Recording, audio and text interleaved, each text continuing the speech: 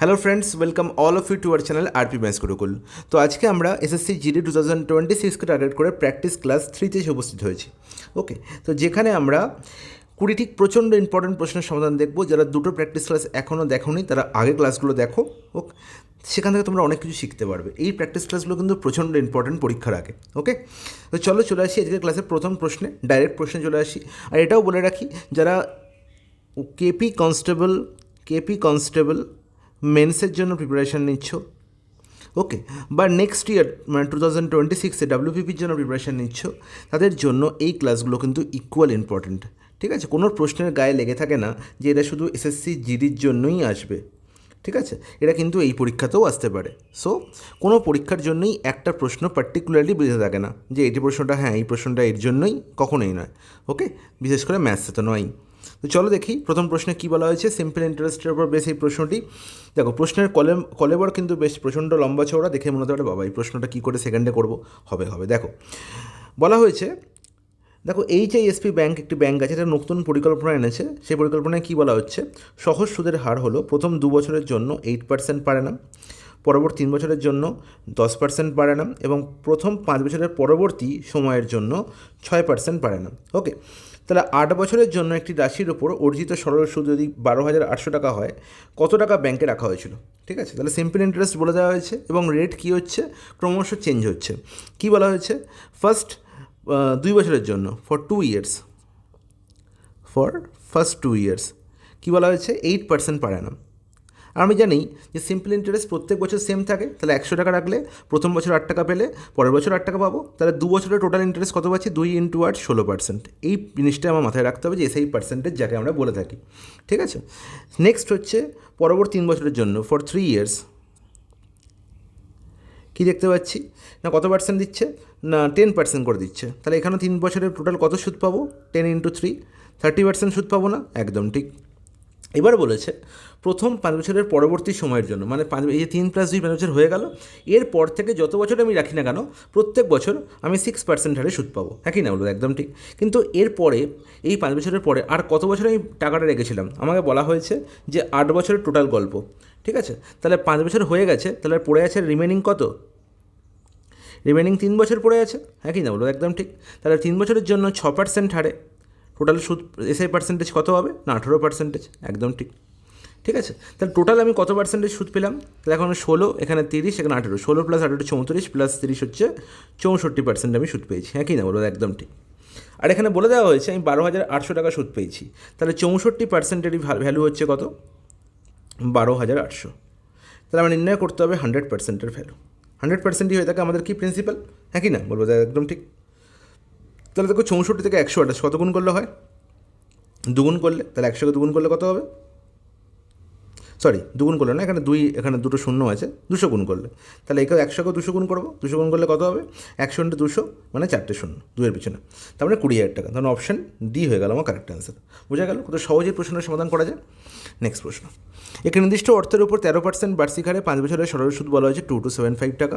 অর্থের পরিমাণ বের করো। আবার সেম গল্প, 13% বলা হয়েছে বার্ষিক হার, 5 বছরের জন্য টাকাটা রাখা হয়েছিল, মানে টোটাল 65% আমি সুদ পেয়েছি। আর তার ভ্যালু বলা হয়েছে 2275। ইজ নট ইকুয়াল, একদম ঠিক।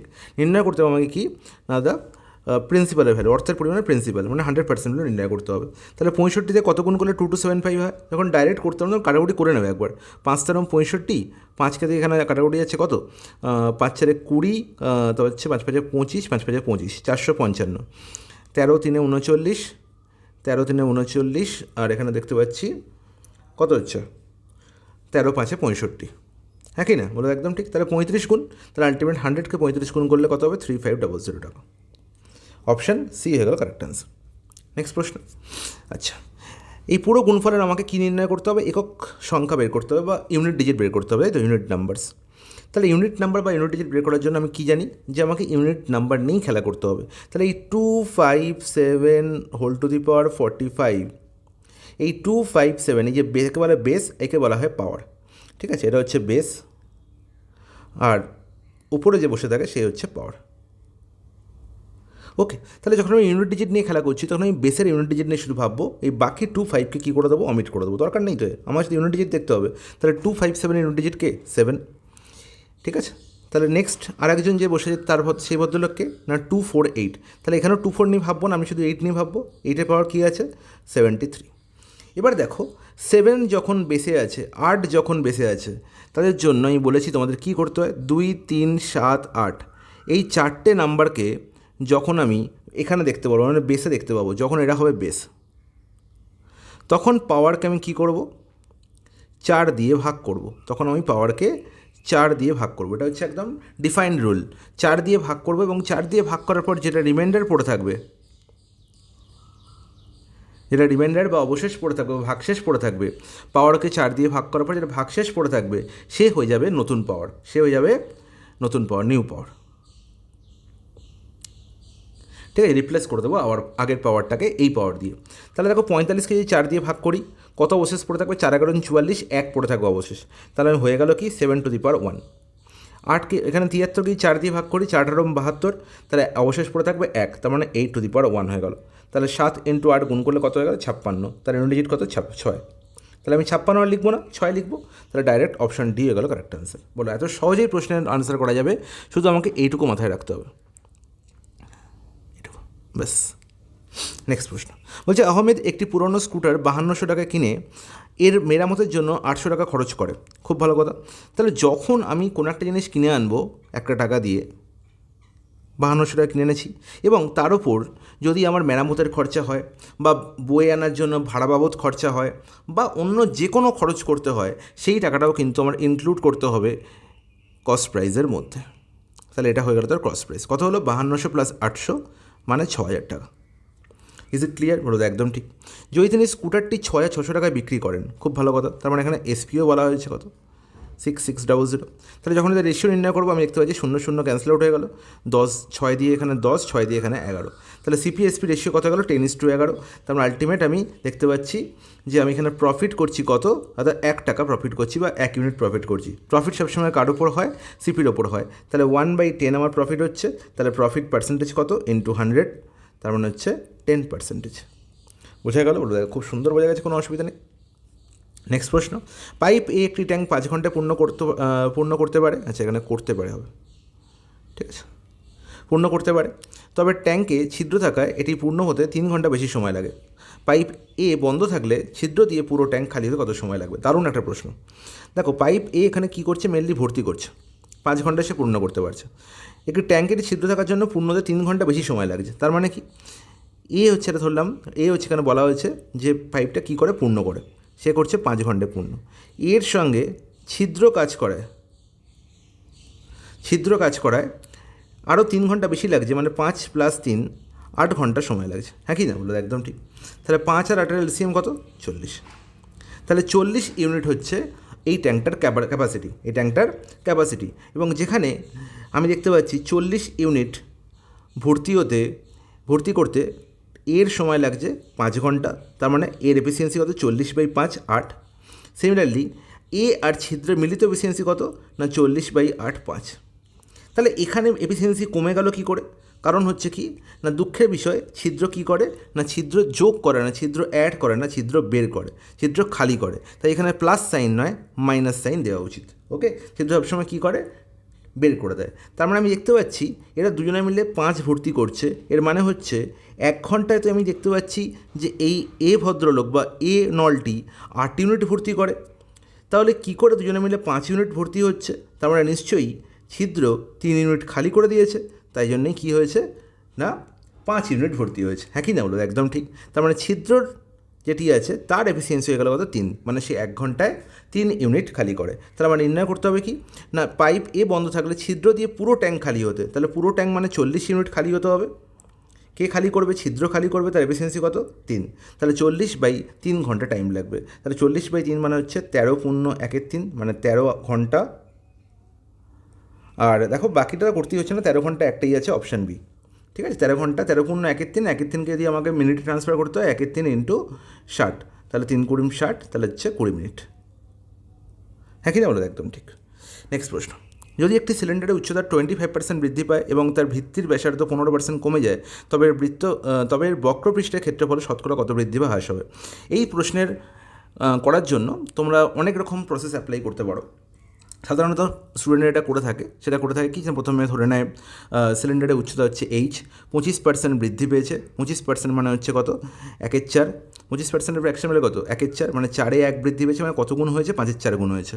তার মানে এইচ যেটা ছিল সেটা এখন 5/4 এইচ হয়ে গেছে। ওকে, বৃত্তির ব্যাসার্ধ 15% কমে যায়। ব্যাসার্ধ 15% কমে যায় মানে আগে যদি আর ব্যাসার্ধ থাকতো তাহলে 15%-এর ফ্র্যাকশন ভ্যালু কত, দাদা 3/20। আগেই বলেছি, তাহলে 20-তে 3 কমেছে, তাহলে 20-তে 3 কমলে আলটিমেট সেটা হয়েছে কত গুণ, 17-র 20 গুণ। হ্যাঁ কি না বলো, একদম ঠিক। তার মানে যেটা 8 ছিল সেটা 17-র 20 গুণ হয়ে গেছে, 17-র 20 ইন্টু 8 হয়ে গেছে। তাহলে এটা ছিল আগে উচ্চতা, এটা এখন উচ্চতা হয়েছে। আর এটা ছিল আগে ব্যাসার্ধ, বৃত্তি ব্যাসার্ধ, এটা এখনকার ব্যাসার্ধ, নিউ ব্যাসার্ধ। এবার আমরা নির্ণয় করতে বলেছে যে ক্ষেত্রফলের বৃদ্ধি বা হ্রাস। দেখো ক্ষেত্রফল আমরা জানি পৃষ্ঠলের ক্ষেত্রফল, বক্রপৃষ্ঠের ক্ষেত্রফল, এর ফর্মুলা হচ্ছে 2πr/h। হ্যাঁ কি না? তাহলে দেখো 2π হচ্ছে কনস্ট্যান্ট পার্ট, এখানেও আছে 2π, এখানেও থাকবে, ঠিক আছে। তাহলে আমার খেলা হচ্ছে RH নিয়ে, তাহলে এই 2π নিয়ে ভেবে লাভ নেই। তাহলে আগে ছিল RH বক্রপৃষ্ঠের ক্ষেত্রফল, এখন হয়েছে কত, দাদা এখন হয়ে গেছে আমার 5/4 ইন্টু 17-র 20 RH। হ্যাঁ কি না বলো তো, একদম ঠিক। কাটাকুটি হচ্ছে, কাটাকুটিতে হওয়ার কথা, এখানে দেখতে পাচ্ছি 5×4 = 20, তাহলে 17/16 RH। তাহলে যখন এদের রেশিও করবো, এখানে RH আছে, এখানে 17/16 RH আছে, তাহলে RH আর ক্যান্সেল হবে, তাহলে আলটিমেট 16:17 হবে। তাহলে আগে যদি ক্ষেত্রফল 16 থাকতো, এখন 17 হয়েছে, তাহলে কী বৃদ্ধি পেয়েছে, 1 বৃদ্ধি পেয়েছে। কত বৃদ্ধি পেয়েছে, 16তে বৃদ্ধি পেয়েছে। কত পার্সেন্টেজ বৃদ্ধি পেয়েছে, ইন্টু 100, মানে 6.25% বৃদ্ধি পেয়েছে। ঠিক আছে, বৃদ্ধি হয়েছে, দেখতেই পাচ্ছি 16 থেকে 17 হয়েছে। এবার এই যে কাজটা আমরা করলাম, এটা হচ্ছে তোমাদের আমি দেখালাম যে এই ধরনের প্রশ্ন সাধারণত এই অ্যাপ্রোচে করা হয়ে থাকে, কিন্তু আমি এটা ডাইরেক্ট এই প্রশ্নটার সমাধান করতে পারি কোনো রকম কোনো কিছু না করে, শুধুমাত্র এদের সাকসেসিভ করে। তাহলে যখন আমি দেখছি দুখানা জিনিসের প্রোডাক্ট হচ্ছে একটা জিনিস, দুটো জিনিসের প্রোডাক্ট হচ্ছে একটা জিনিস, তখন সবসময় আমরা সেখানে সাকসেসিভ লাগাতে পারি। ওকে, দেখো এখানে 25% বৃদ্ধি পেয়েছে, এখানে 15% কমে গেছে। তাহলে 25 আর 15 সাকসেসিভ কত, তাহলে 25% বৃদ্ধি আর 15% হ্রাস, মানে 25 - 15 মাইনাস 25 ইন্টু 15/100। That's it. তাহলে দেখো 25 - 15 করলে কত হয়, দাদা 10। আর এখানে 25 ইন্টু 15/100, মানে কাটাকুটি হচ্ছে, এখানে দেখো 15/4, 15/4 মানে হচ্ছে 4 × 3 = 12, 3.75। হ্যাঁ কি না? আর 10 থেকে 3.75 বাদ দিলে 6.25। বলো, তাহলে এইটুকু সময় এই প্রশ্নটার সমাধান করা যায়, একই আনসার বেরোলো, শুধু আমার অ্যাপ্রোচ মনে রাখতে হবে, তাহলেই হয়ে যাবে। তাহলে সাকসেসিভ লাগালেই আমার কাজ হয়ে যাবে, মনে থাকবে তো। চলে যাই নেক্সট প্রশ্নে। বলছে এ এবং বি একসঙ্গে একটি কাজ 20 দিনে করতে পারে, বি এবং সি একসঙ্গে একই কাজ 100 দিনে করতে পারে। যদি বি একা একই কাজ 140 দিনে করতে পারে, তবে এ এবং সি একসঙ্গে একই কাজ কতদিনে শেষ করবে? দারুণ একটা প্রশ্ন। দেখো আমি সবসময় এফিসিয়েন্সি দিয়ে প্রিপেয়ার করি এই ধরনের প্রশ্ন। এফিসিয়েন্সি ছাড়া আর পৃথিবীতে কোনো রকম কোনো ট্রিক্স মনে রাখবে না, সেটা হচ্ছে মাথায় হেডেক।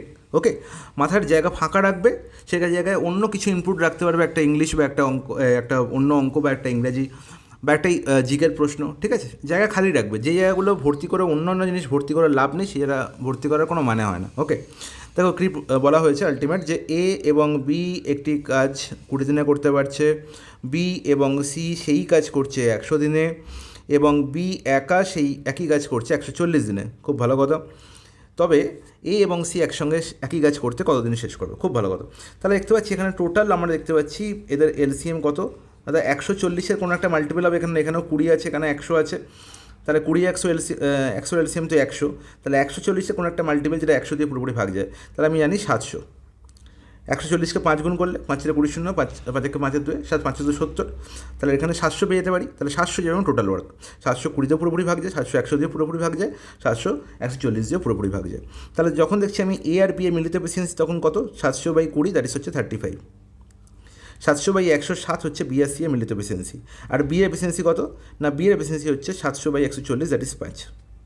তাহলে দেখো এখান থেকে এগুলো মুখেই হবে, দাদা বি আর সি এর মিলিত এফিসিয়েন্সি হচ্ছে 7, যেখানে বি এর এফিসিয়েন্সি আমি পেয়ে গেছি কত, 5, তাহলে সি এর এফিসিয়েন্সি কত, 2। বলো এতে কোনো কি আপত্তি আছে? বলো না, কোনো আপত্তি নেই। তাহলে বি এর এফিসিয়েন্সি আমি 5 পেয়ে গেছি, তাহলে সি এর এফিসিয়েন্সি অবশ্যই 2 হবে। তাহলে এবার দেখো সিমিলারলি বি এর এফিসিয়েন্সি এখানে 5 পেয়ে গেছি, তাহলে আমি জানি এ আর বি এর মিলিত এফিসিয়েন্সি কত, 35। তাহলে বলো এর এফিসিয়েন্সি কত হবে, 30।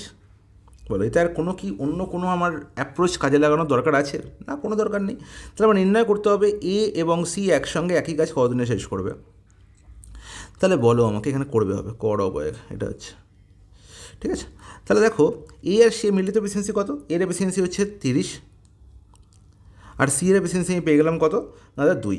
তাহলে টোটাল এ আর সি এর মিলিত এফিসিয়েন্সি কত 32। তাহলে 32 হচ্ছে মিলিত এফিসিয়েন্সি, করতে হবে 700 ইউনিট ওয়ার্ক, কত সময় লাগবে 700/32 টাইম। বলো এর থেকে সহজটা কিছু হওয়া উচিত নয়? বলো না, একদমই না। তাহলে এবার কাটাকুটি হচ্ছে কি 4 8 32, 4 দিয়ে কাটি, 4 8 32, এখানে হচ্ছে কত 4 1 4, ঠিকই তো করছে একদম, 4 7 8 175। তাহলে 175/8 কোথায় আছে? অপশানে।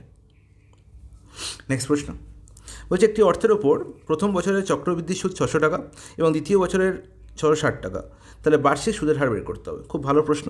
তাহলে আমরা সবসময় মনে রাখবো যে যখন আমরা ফার্স্ট ইয়ারে দেখি, ফার্স্ট ইয়ারে গল্প দেখি, সেই ফার্স্ট ইয়ারে কম্পাউন্ড ইন্টারেস্ট আর সিম্পল ইন্টারেস্ট সেম হয়ে থাকে, দুটোই সেম, একই। ঠিক আছে, সেকেন্ড ইয়ারে যখন ঢুকবো তখন আমি দেখব, সেকেন্ড ইয়ারে এসে দেখব যে সিম্পল ইন্টারেস্ট যে পাচ্ছি, কম্পাউন্ড ইন্টারেস্ট সেটা তো পাবোই, প্লাস আগের বছরের যে ইন্টারেস্টটা পেয়েছিলাম তার ওপর কিছু একটা ইন্টারেস্ট পাবো। তাই এখান থেকেই আমার ডিফারেন্স শুরু হয়ে যায়। সেই ডিফারেন্সটা কত না আগের বছরের যে ইন্টারেস্ট ছিল তার ওপর যদি আমরা সেম রেট অফ পার্সেন্টেজ দিয়ে ইন্টারেস্ট নির্ণয় করি, সেই ইন্টারেস্টটা। ঠিক আছে, যেটা এখানে বলা হয়েছে, দেখো প্রথম বছরের চক্রবৃদ্ধি সুদ 600 টাকা, দ্বিতীয় বছরে 660 টাকা। তাহলে এই যে 600 টাকা থেকে 660 টাকা হয়ে গেল, এখানেই গল্পটা হয়ে গেল। এবার দেখো এই প্যাটার্নে বসিয়ে দিই, ব্যাপারটা আরও ভালো বুঝতে পারবে। যে এখানে আমি 600 টাকা পাচ্ছিলাম প্রথম বছরে, তাহলে সিম্পল ইন্টারেস্ট 600 টাকাই পাবো। ঠিক আছে, আর এখানে দেখো আমি 600 টাকাই পাওয়ার কথা ছিল সিম্পল ইন্টারেস্ট, কিন্তু আমি দেখছি 660 টাকা পাচ্ছি কম্পাউন্ড ইন্টারেস্ট। তার মানে কি 600 টাকা এখানেও পেয়েছি, 600 টাকা এখানেও পেয়েছি, কিন্তু 60 টাকা এক্সট্রা পেয়েছি। এই 60 টাকাটা কী করে পেয়েছি না এই 600 টাকার ওপর আগের বছরের যে ইন্টারেস্ট ছিল 600 টাকার ওপর, সেটার ওপর আবার রেট অফ ইন্টারেস্ট ক্যালকুলেট করা হয়েছে। মানে আমার 600 টাকার ওপর যদি রেট অফ ইন্টারেস্ট 8% হয়, তাহলে 8/100 ক্যালকুলেট করে আমার 60 হয়েছে। হ্যাঁ কি না? বলো একদম ঠিক। তাহলে এখান থেকে আমি বলতে পারি আরের ভ্যালু একদম ঠিক বলে ফেলতে পারি। এখানে দেখো কাটাকুটি হয়ে গেল, আলটিমেট 10, তাহলে আরের ভ্যালু কত ছিল 10%।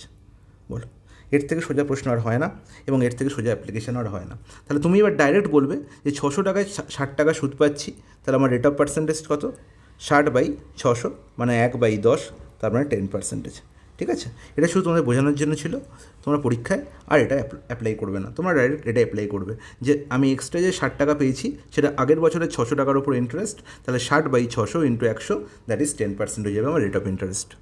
নেক্সট প্রশ্ন বলছে একজন ব্যবসায়ী 1000 কেজি চিনি আছে, যার একটি অংশ তিনি 8% লাভে, বাকি অংশ 18% লাভে বিক্রি করেন এবং তিনি মোট 14% লাভ করেন। তাহলে যখন আমি দেখছি যে কিছু একটা জিনিস আছে এবং সেটার দুটো ভাগ বলা হয়েছে এবং ওভারঅল একটা গল্প বলা হয়েছে, এটা সবসময় অ্যালিগেশন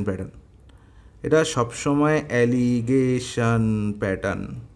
ওকে, তাহলে দেখো 1000 কেজি টোটাল চিনি আছে, এই বস্তায় 1000 কেজি চিনি আছে। ওকে, যার একটি অংশ তিনি 8% লাভে বিক্রি করেছেন, ঠিক আছে, বাকি অংশ তিনি 18% লাভে বিক্রি করেছেন এবং মোট টোটালের ওপর তারা 14% লাভ হয়েছে।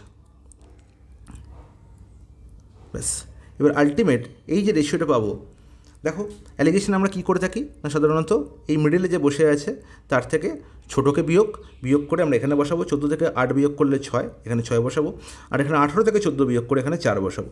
ওকে, তাহলে 4:6 অনুপাতে আমি এই 1000 কেজি চিনিটাকে ভাগ করেছি। ওই যে প্রথম অংশ আর দ্বিতীয় অংশ বলা হয়েছে, সেই প্রথম অংশ দ্বিতীয় অংশের অনুপাত হচ্ছে 4:6। Is it clear? হলো একদম ঠিক। তাহলে আলটিমেট আমি এখানে কাটাকুটি করে ছোটো করতে পারি বা নাও করতে পারি। 4 আর 6 10 দেখতে পাচ্ছি ডাইরেক্ট, তাহলে 10-এর ভ্যালু কত বলা হয়েছে 1000। ঠিক আছে, কত গুণ 100 গুণ, তাহলে আমার নির্ণয় করতে হবে কি 18% লাভে কত পরিমাণ চিনি বিক্রি করা হয়েছিল। তাহলে 18%-এর ভ্যালু এখানে 6-এর ভ্যালুর সঙ্গে সমান, তাহলে 10-এর ভ্যালু যদি 1000 হয় তাহলে 6-এর ভ্যালু কত হবে 600। কোথায় আছে? Option B. নেক্সট প্রশ্ন বলছে একটি সংখ্যা 645 দ্বারা ভাগ করলে ভাগশেষ 40 থাকে, একই সংখ্যা 43 দ্বারা ভাগ করলে ভাগশেষ কত হবে?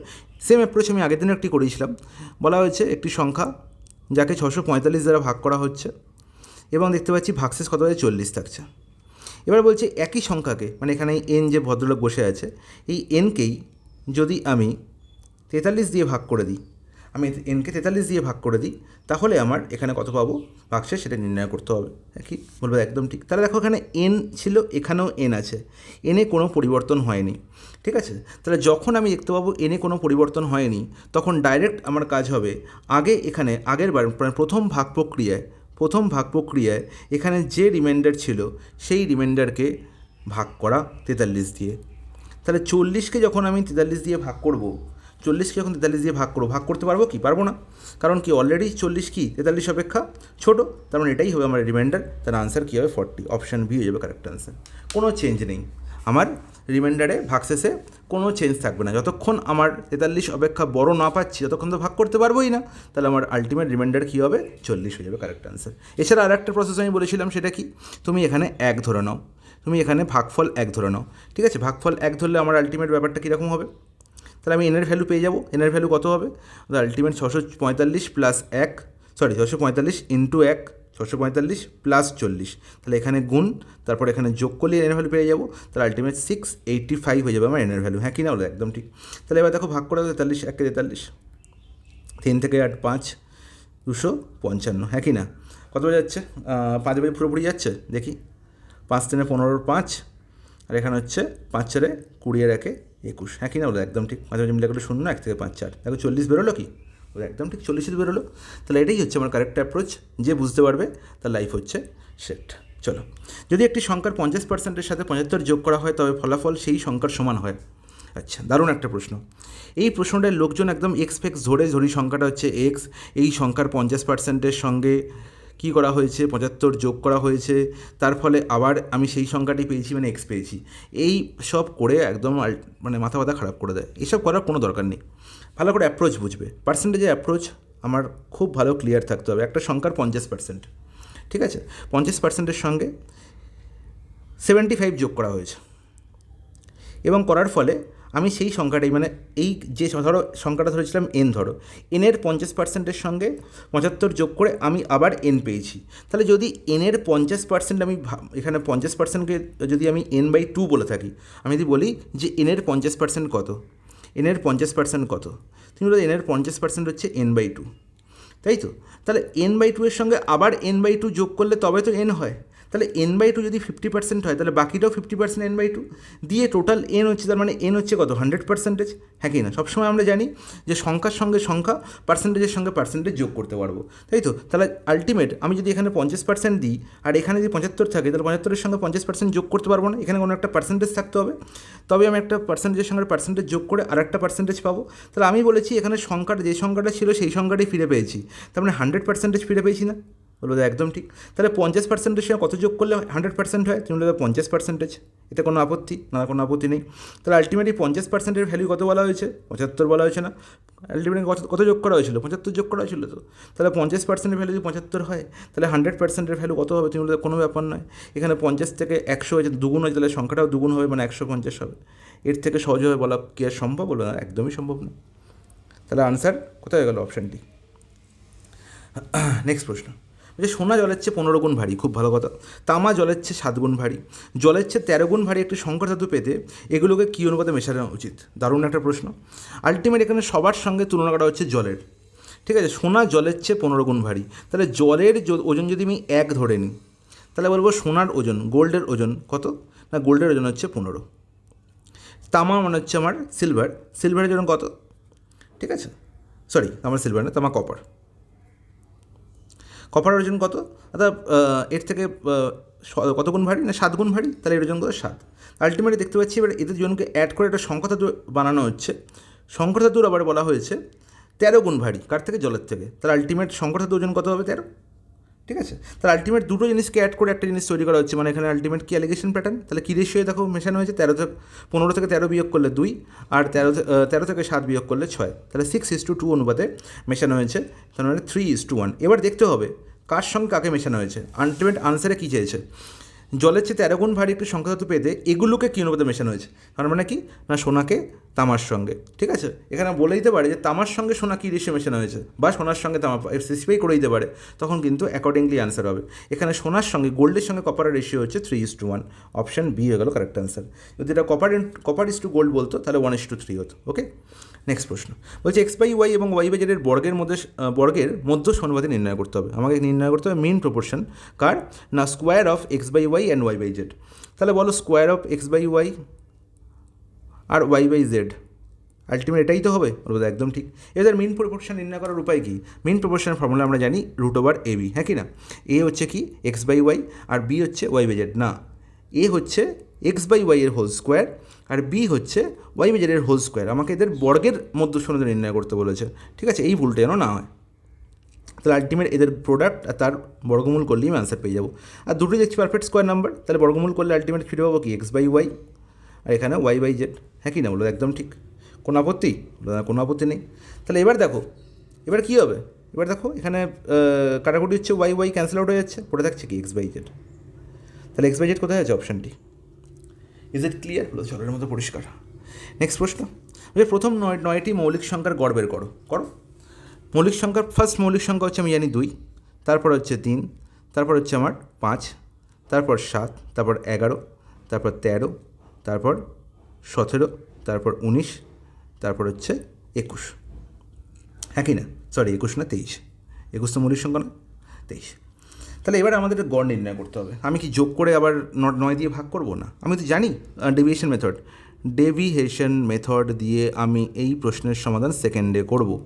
আমি ধরে নেবো যে মাঝামাঝি একটা সংখ্যা ধরে নিই, এদের অ্যাভারেজ ধরলাম হচ্ছে অ্যাভারেজ হচ্ছে 11, তাহলে এই 11কে আমি অ্যাভারেজ ধরে নিচ্ছি। তার মানে এখানে আলটিমেট দেখতে পাচ্ছি এদের ডেভিয়েশন কত? 0। ওকে, তাহলে বাকিদের ডেভিয়েশন দেখো 2 হচ্ছে এই সবকটা সংখ্যা হচ্ছে 11 অপেক্ষা ছোটো, তার মানে এখানে মাইনাস ডেভিয়েশন, আর এই সবকটা সংখ্যা 11 অপেক্ষা বড়, তার মানে এখানে প্লাস ডেভিয়েশন পাবো। তাহলে মাইনাস ডেভিয়েশন কত? 2 - 11 হচ্ছে -9, এখানে ডেভিয়েশন 3 - 11 হচ্ছে -8, এখানে হচ্ছে -6, এখানে হচ্ছে -4। এখানে ডেভিয়েশন কত দাদা? এখানে দেখতে পাচ্ছি 13 - 11 মানে +2, এখানে হচ্ছে আমার 17 - 11 মানে +6, এখানে হচ্ছে +8 আর এখানে হচ্ছে +12। ইজ নট ইট? একদম ঠিক। তাহলে আলটিমেট যদি 11ই আমার অ্যাভারেজ হয় তাহলে এখানে নেট ডেভিয়েশন 0 হওয়া উচিত। তাহলে কি মাইনাস, এখানে তো অলরেডি মধ্যেখানে 0 আছে, তাহলে মাইনাস পার্টে কত আছে না 58 17 17 6 23 4 27 মানে -27 ডেভিয়েশন। আর এখানে দেখতে পাচ্ছি 6 2 8 8 16 16 12 হচ্ছে 28, তাহলে +28 ডেভিয়েশন। তাহলে নেট ডেভিয়েশন দেখতে পাচ্ছি না +1 নেট ডেভিয়েশন হয়েছে, 0 হয়নি। তাহলে +1 যখন নেট ডেভিয়েশন হয়েছে তাহলে আমার অ্যাকচুয়াল অ্যাভারেজ কী হবে? 11 তো হবেই, তার সঙ্গে প্লাস কত করতে হবে? 1 করতে হবে। না, +1 করলে হবে না। আমার এই যে ডেভিয়েশন হয়েছে সবসময় মনে রাখবো, যেটা প্লাস বা মাইনাস হোক, যদি প্লাস ডেভিয়েশন হয় তাহলে প্লাস করবো, মাইনাস ডেভিয়েশন হলে 11 থেকে মাইনাস করবো। কত মাইনাস করবো? 1। আমাকে যে ডেভিয়েশনটা পেয়েছি সেটা সবার মধ্যে ভাগ করে দিতে হবে, মানে নজরের মধ্যে ভাগ করে দিতে হবে। তার মানে 11 + 1 মানে 11 × 1 9 হয়ে যাবে আমার অ্যাকচুয়াল অ্যাভারেজ। কোথায় আছে? Option D. বোঝা গেছে? বলবে দাদা খুব সুন্দর বোঝা গেছে, এর থেকে সহজে বোঝানো সম্ভবই নয়। বলো 9 4 21 10 63 20 এর লসাগু বের করো। তাহলে ভগ্নাংশের লসাগুর ক্ষেত্রে কী হয়? ভগ্নাংশের লসাগুর ক্ষেত্রে কী হয়? লবের লসাগু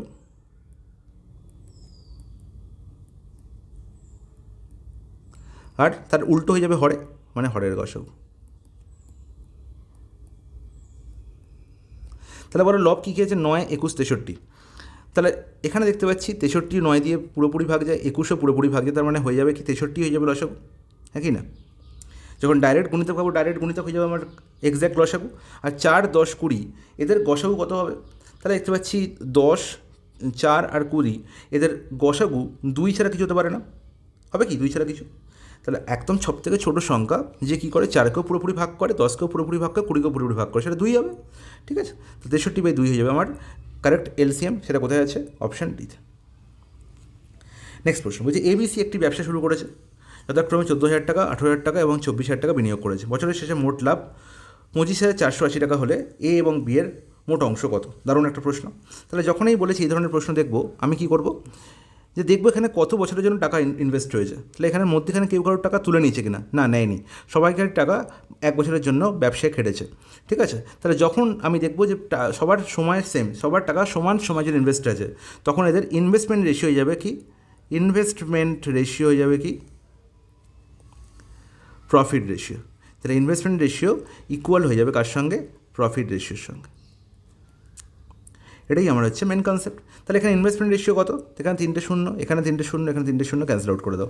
2 11 হচ্ছে 2 7 14, 2 9 18, 2 12 24। তাহলে আলটিমেট ইনভেস্টমেন্ট রেশিও হয়ে গেল কত? 7:9:12। এটাই হচ্ছে এদের প্রফিট রেশিও, হ্যাঁ কি না? কত টাকা প্রফিট হয়েছে বাবা? 25,480। তাহলে দেখো 12 আর 9 কত হচ্ছে? 21, 21 সাথে 28, তাহলে 28-এর ভ্যালুই বলা হয়েছে কত? 25480, হ্যাঁ কি না? বলো একদম ঠিক। নির্ণয় করতে হবে এ ও বি এর মোট অংশ। তাহলে এখানে এ আর বি এর মোট অংশ কত? 7 + 9 16। তাহলে 16-র ভ্যালু আমাকে নির্ণয় করতে হবে। বলো কী করে করবো? তাহলে 28-এর ভ্যালু হচ্ছে 25,480, 28-এর ভ্যালু হচ্ছে 25,480। তাহলে 14-র ভ্যালু এর অর্ধেক কত? এর অর্ধেক মানে হচ্ছে 12.5 সামথিং, তাই তো, হ্যাঁ কি না? তাহলে আমার 16-র ভ্যালু তার আরেকটু বেশি হবে, 14,560 হওয়া উচিত। দেখি তাহলে একবার দেখো 28-এর ভ্যালু, তাহলে এটাকে 28 দিয়ে ভাগ করবো, তাহলে 25480 বাই 28 ইন্টু 16 ইজ নট ইট। বলো একদম ঠিক, কোনো আপত্তি নেই এদের। তাহলে কাটাকুটি হচ্ছে কি কী দিয়ে কাটাকুটি হচ্ছে? 4 দিয়ে দেখো, এখানে 4, এখানে হচ্ছে 7, 7 দিয়ে কাটাকুটি হচ্ছে, 7 × 3 = 21, 21 = 44, 7 × 6 = 42, 7 × 4 = 28, 3640। তার মানে 4 4-এ দেখো শূন্য এখানে আছে, মানে কি ইউনিট ডিজিট শূন্য সবারই আছে। তাহলে দেখো পরের ইউনিট ডিজিট 4কে 4 দিয়ে গুণ করলে কত হয়? 16 হয়। তাহলে শূন্য বাদে দশক স্থানীয় সংখ্যা হবে কত? 6। দশক স্থানীয় সংখ্যা অপশান বিতেই আছে। তাহলে আগেই বলেছিলাম 14,560 আনসার হবে। বোঝা গেল? তাহলে এভাবে অ্যাপ্রক্সিমেশন মেথডেও কিন্তু আমি প্রশ্নের আনসার নির্ণয় করতে পারি। এখন কিন্তু পরীক্ষক একদম ডাইরেক্ট আনসার দিচ্ছে না, ঠিক আছে? তোমরা রিসেন্ট দিল্লি পুলিশের যে পরীক্ষাটি হয়েছে সেখানে প্রশ্নগুলো দেখলেই বুঝতে পারবে। এবং আমি তোমাদের এসএসসি জিডির আগে, পরীক্ষার আগে একটা টপ 550 দুটো করে ক্লাস বা 3টে ক্লাস আমি দেবো টপ 50 প্রশ্নের। এবং সেখানে আমি তোমার দিল্লি পুলিশ এক্সামের যে প্রশ্নগুলো এসছে রিসেন্ট, আমি সেখান থেকে কিছু প্রশ্ন নিয়ে তোমাদের আলোচনা করবো। ওকে, চলো নেক্সট প্রশ্ন। আরও একটা অসাধারণ প্রশ্ন বলছে, একটি নৌকা এ বিন্দু থেকে বি বিন্দুতে স্রোতের অনুকূলে যেতে এবং এ এবং বি এর মাঝপথে সি বিন্দুতে ফিরে আসতে 19 ঘন্টা সময় নেয়। আচ্ছা আমাকে বলো, ধরো এটা এ বিন্দু আর এটা হচ্ছে বি বিন্দু, হ্যাঁ কি না? এবার আমাকে বলো যে যখন আমি এ থেকে বিতে যাচ্ছি, ঠিক আছে, এ থেকে বি বিন্দু থেকে যাচ্ছি কি স্রোতের অনুকূলে যাচ্ছি, মানে ডাউন স্ট্রিমে যাচ্ছি। এবার যখন আমি বি থেকে ফিরে আসবো, ওকে, যখন আমি বি থেকে ফিরে আসবো এর দিকে, তখন কি আমি আর ডাউন স্ট্রিমে আসবো না তো? যদি ডাউন স্ট্রিম এদিকে হয় তাহলে যখন বি থেকে এর দিকে যাবো তখন আপস্ট্রিম হবে, হ্যাঁ কি না? বলবো একদম ঠিক। এবার বলছে আমাকে যে এ থেকে বিতে গেলাম, পুরো রাস্তা কভার করলাম, ওকে। এবার বি থেকে কোথায় ফিরে এলাম না এ আর বি এর মাঝামাঝি একটা জায়গা সিতে ফিরে এলাম, ওকে, সেটাই বলা হয়েছে। এ এবং বি এর মাঝপথে সি বিন্দুতে ফিরে আসতে টোটাল টাইম নিচ্ছে 19 ঘন্টা। তাহলে আমি যদি বলি যে এ আর বি এর মধ্যে ডিস্টেন্স 2x, সাপোজ এ আর বি এর মধ্যে ডিস্টেন্স হলো 2x, তাহলে বি আর সি এর মধ্যে ডিস্টেন্স কত হবে? x হবে তো, হ্যাঁ কি না? বলবে একদম ঠিক। তাহলে যখন সে 2x ডিস্টেন্স যাচ্ছে তখন সে কোন গতিতে যাচ্ছে? তখন সে ডাউন স্ট্রিমের গতিতে যাচ্ছে। আর যখন সে এক্স ডিস্টেন্স ফিরে আসছে তখন সে কোন গতিতে ফিরে আসছে? না আপস্ট্রিমের গতিতে ফিরে আসছে। আর টোটাল টাইম কত নিচ্ছে? 19। ব্যাস, এই হচ্ছে আমার আনসার, এই হচ্ছে আমার প্রশ্ন শেষ এখানে। এবার দেখো প্রশ্ন কী বলা হয়েছে, স্রোতের গতিবেগ 4 কিমি প্রতি ঘন্টা এবং স্থির জলের নৌকার গতি হচ্ছে 12 কিলোমিটার হয়। তাহলে দেখো স্রোতের গতিও বলা হয়েছে আর স্থির জলের নৌকার গতিও বলা হয়েছে। তাহলে বলো স্রোতের অনুকূলে মানে ডাউন স্ট্রিমের স্পিড কত হবে? দাদা আমি জানি যে নৌকার বেগ প্লাস স্রোতের বেগ যোগ করে দেবো, তাহলেই গল্প শেষ, 16। তাহলে ডাউন স্ট্রিমের স্পিড পেয়ে গেলাম 16। তাহলে আপস্ট্রিমের স্পিড কত হবে? 12 - 4 হবে না? নৌকার বেগ মাইনাস স্রোতের বেগ মানে হচ্ছে 12 - 4 কত হবে? 8। তাহলে এবার বলো 2x/16 প্লাস x/8 = কত? 19। বলো এর থেকে সহজ আর হতে পারে? এখানে তো কাটাকুটি হয়ে গেল অলরেডি। তাহলে x/8 যোগ করলে কত হবে? 2x/8 মানে হচ্ছে x/4, আর x/4 হচ্ছে কত? 19। তাহলে আলটিমেট এক্সের ভ্যালু কত দাদা? 4 × 19 = 76। আমার নির্ণয় করতে হবে কি এ এবং বি এর মধ্যে দূরত্ব কত? এ আর বি এর মধ্যে দূরত্ব আমি 2x ধরেছি, তাহলে 2 × 76, 2 × 76 মানে হচ্ছে 152। অপশান বি হয়ে গেল কারেক্ট অ্যান্সার। চলে যাই নেক্সট প্রশ্ন। এই দুটো সংখ্যা তৃতীয় সংখ্যার তুলনায় যথাক্রমে 20% এবং 40% বেশি, প্রথম এবং দ্বিতীয় সংখ্যার অনুপাত কত? তাহলে যখন এই ধরনের প্রশ্ন থাকবে আমি বলেছি যার সঙ্গে অ্যাট লাস্ট তুলনা করা হয়েছে তাকে 100 ধরতে। তৃতীয় সংখ্যা ধরে নাও এখানে 100, এটা হচ্ছে থার্ড নাম্বার, ওকে। তাহলে দুটো সংখ্যা, তাহলে প্রথম সংখ্যাটা হচ্ছে কত? ফার্স্ট নাম্বার কত? 20% বেশি মানে 120, আর দ্বিতীয় সংখ্যা 40% বেশি, তাহলে সেকেন্ড নাম্বার কত? 140, হ্যাঁ কি না? একদম ঠিক। প্রথম দ্বিতীয় সংখ্যার অনুপাত মানে 120 আর 140 অনুপাত বলেছে, তাহলে 2, 6, 12, 2 সাথে 14, 6:7। অপশান এ হয়ে গেল কারেক্ট অ্যান্সার। কিছু আছে প্রশ্নের মধ্যে? তাহলে এই ছিল আজকের সবকটা প্রশ্নের সমাধান। আশা করবো তোমাদের প্রত্যেকের ক্লাস খুব ভালো লেগেছে। ওকে, তার মধ্যে কয়েকটা দারুণ দারুণ প্রশ্নের সমাধান আমরা দেখেছি। ওকে, যেটা এখানে এই প্রশ্নটা হচ্ছে অসাধারণ একটা প্রশ্ন, স্টার দিয়ে রাখো। ঠিক আছে, তো নেক্সট ক্লাসে আবার তোমাদের সঙ্গে দেখা হবে, এরকমই কিছু ইম্পর্টেন্ট প্রশ্ন নিয়ে আলোচনা হবে। ওকে, টাটা।